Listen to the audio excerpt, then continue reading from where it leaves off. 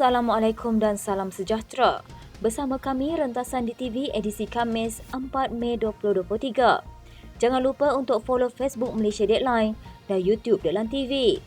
Antara menarik hari ini, jangan-jangan Tanjung Karang jadi kubur Perikatan Nasional bukan kubu. Pemuda Pakatan Harapan Barisan Nasional bertemu kali pertama sempena Konvensyen Kerajaan Perpaduan. Desakan dalam DAP, Lim kembali jadi Ketua Menteri Pulau Pinang. Perikatan Nasional sah ada 126 kerusi. Pemandu kenderaan kini boleh memperbaharui lesen mereka sehingga 10 tahun dan mereka yang memilih pilihan ini hanya perlu membayar selama 9 tahun. Baki yuran 1 tahun akan diberikan diskaun. Mereka yang ingin mengambil tawaran ini sekarang mesti mempunyai baki kurang daripada 1 tahun sebelum lesen mereka tamat. Datuk Seri Nur Omar didakwa membuat pusingan you selepas sedar beliau belum tentu terpilih sebagai calon mana-mana komponen Perikatan Nasional. Kata pengarah komunikasi UMNO, Datuk Lokman Nur Adam, pengaruh Noh tidaklah sebesar mana sehinggakan boleh menjadikan Tanjung Karang sebagai kubu Perikatan Nasional. Jangan-jangan jadi kubur PN sudahlah. Kalau akar umbi Noh sendiri tidak menyokong beliau, bagaimana pula nak jadikan Tanjung Karang sebagai kubu PN?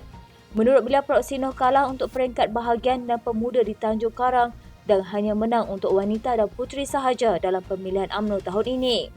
Proksi Noh Omar bertanding ketua pemuda kalah, tanding ketua bahagian kalah dan hanya ketua wanita dan ketua puteri saja menang. Jika nak kata dia berpengaruh di akar umbi, tak betul juga. 2 hari lepas, media melaporkan Noh akan bertanding atas tiket PN dan akan menjadikan Tanjung Karang sebagai kubu PN. Namun semalam, Noh menafikan laporan itu. Saya ingin membuat sedikit pembetulan di atas kekeliruan yang disiarkan oleh beberapa portal daripada kenyataan yang telah saya nyatakan semalam.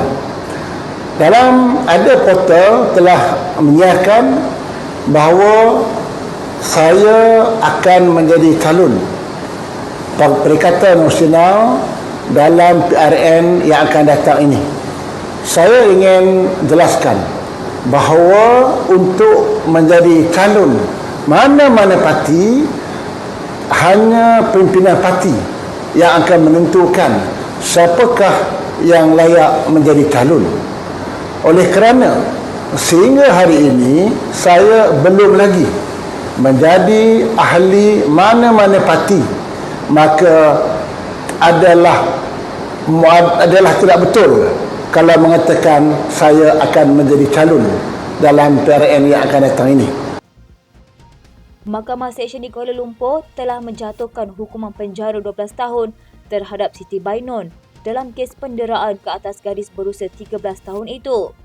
Pengasas rumah bonda dijatuhkan hukuman berkenaan selepas disabit kesalahan atas 2 pertuduhan mengabai dan mendera seorang remaja sindrom Down dikenali sebagai Bella.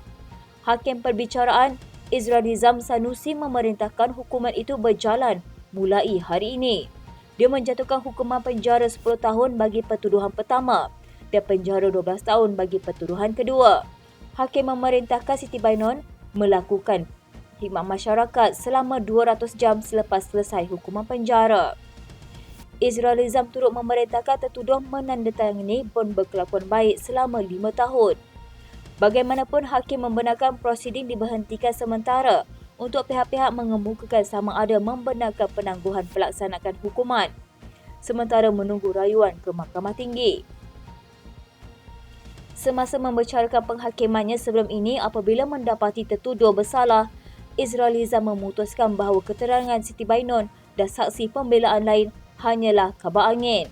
Terutamanya berhubung dakwaan bahawa kecederaan Bella berpunca terkena air panas dan bukannya didera. Hakim menyatakan bahawa bukti di mahkamah menunjukkan bahawa kecederaan pada Bella adalah lebih lama berbanding dakwaan kejadian terkena air panas pada Mei 2021. Semasa mengemukakan hukuman, peguam bela Siti Bainon, Farhan Ma'aruf merayu hukuman ringan tanpa penjara kerana tertuduh dikatakan telah insaf dengan kejadian itu. Peguam itu menambah bahawa sekiranya Siti Bainon dijatuhkan hukuman penjara, dia merayu untuk tempoh tahanan yang singkat kerana kemudahan penjara tidak dapat menampung seorang seperti fizikalnya Siti Bainon. Bagaimanapun timbalan pendakwa raya, Zahidah Zakaria memohon hukuman untuk pencegahan kerana Siti Bainon mengkhianati amanah terhadap Bella dan masyarakat untuk menunaikan tanggungjawabnya sebagai pengasuh kanak-kanak. DPP menegaskan bahawa kecederaan Bella adalah serius dan meliputi sebahagian besar badannya. Izrael Izam kemudiannya menangguhkan prosiding buat sementara waktu untuk memutuskan hukuman yang akan dikenakan terhadap tertuduh. Buat pertama kalinya, sayap-sayap pemuda kerajaan perpaduan antara Pakatan Harapan dan Barisan Nasional bertemu empat mata dalam satu mesyuarat yang diadakan. Pertemuan tersebut diadakan dalam satu majlis makan malam Jalinan Mesra Pemuda Perpaduan bersempena dengan konvensyen kerajaan perpaduan yang akan dijadualkan pada 14 Mei depan. Antara pimpinan muda PH yang hadir termasuklah Ketua AMK Malaysia, Adlam Adli Abdul Halim, Ketua Pemuda Amanah Hazbi Muda, Timbalan Pemuda DAP Kebangsaan Yong Syafura serta Ketua Wanita Muda Amanah Nur Tafaka dan Naib Ketuanya Nur Najib Muhaimin. Pemimpin muda UMNO pula melibatkan kehadiran Ketua Pemudanya Dr. Muhammad Akmal Saleh, Naib Ketua Pemuda Hairi Mat Shah serta Setiausaha Pemuda Muhammad Hafiz Arifin. Sementara itu, pemimpin sayap pergerakan Puteri UMNO yang hadir ialah Setiausaha Puteri UMNO Malaysia, Puteri Farhana Marga Ahmad Syahrani, Bendahari Hanis Hazwani Hazmin, Ketua Penerangan Syamilia Norazizi dan Esko Rina. Dalam mesyuarat tersebut, Sekretariat Kerja Awal Sayap-sayap Pemuda Kerajaan Perpaduan telah ditubuhkan dianggotai oleh setiausaha-setiausaha dari setiap anggota komponen. Terdapat desakan dalam DAP dikatakan bertujuan menyekat Ketua Menteri Pulau Pinang Chow Kun Yeow daripada kembali memegang jawatan itu selepas pilihan raya negeri akan datang. Perancangan dikatakan mahu pengerusi DAP Lim Guan Eng kembali menerajui kerajaan negeri itu. Antara yang mendesak agar Lim mengadakan kemunculan semula di Pulau Pinang ialah 3 adun yang mahu dia bertanding pada pilihan raya negeri akan datang. Ketiga-tiga adun itu berkata Pulau Pinang memerlukan pemimpin yang kuat dan berkesan sekali lagi terutamanya untuk menghadapi cabaran yang ditimbulkan oleh Menteri Besar Kedah Muhammad Sanusi Makno sekiranya dia kembali menerajui Kedah. Mereka juga mencadangkan pelan peralihan sekiranya Lim kembali menjadi Ketua Menteri di menghadapi tentangan daripada masyarakat Melayu.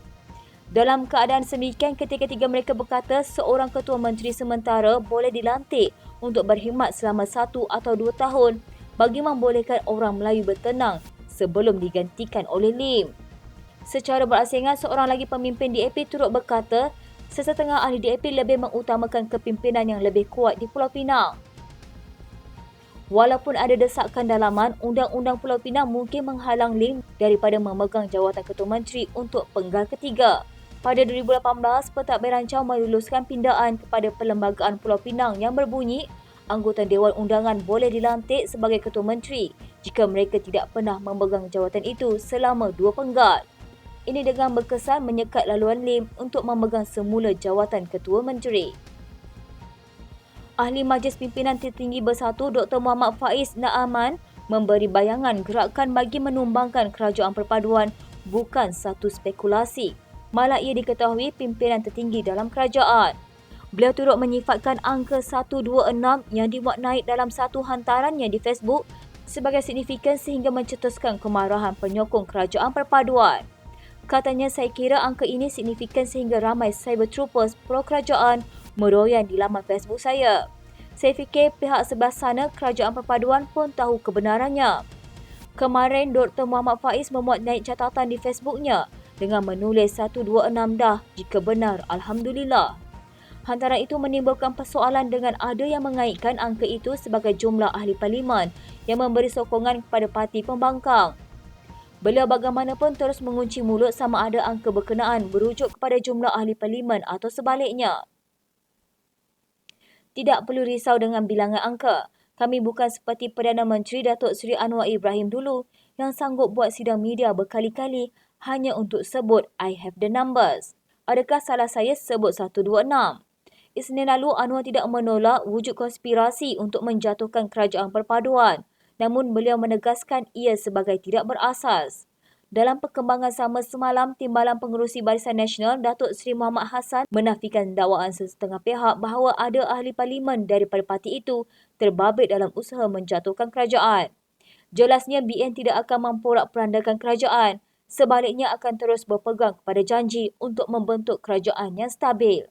Sekian sahaja rentasan di TV pada hari ini.